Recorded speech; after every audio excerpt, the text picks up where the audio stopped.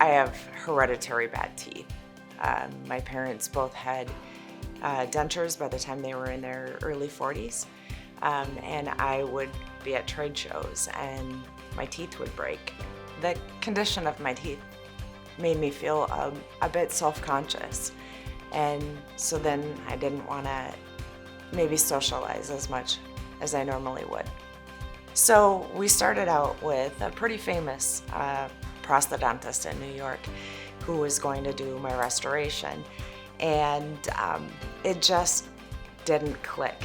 We went from there and ended up getting just a temporary put in, but that was put in with permanent cement. So we had some issues trying to get that back out. We originally took her previous bridge off, and then we could actually assess if any of the dental implants could be used and saved for a next prosthetic.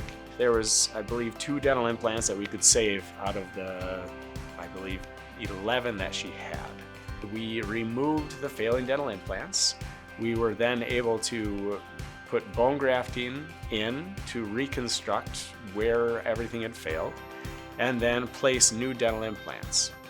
We then went to the lower jaw and we removed her teeth, we placed dental implants, and we made a temporary screw-retained bridge that day.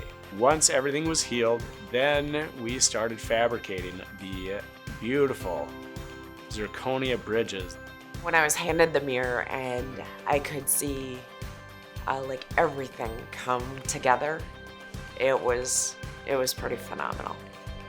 I totally feel like my life has been transformed throughout this process. And now, you know, being on this side of it and knowing that I can eat what I want and I can smile and I can talk to people and not be so self-conscious.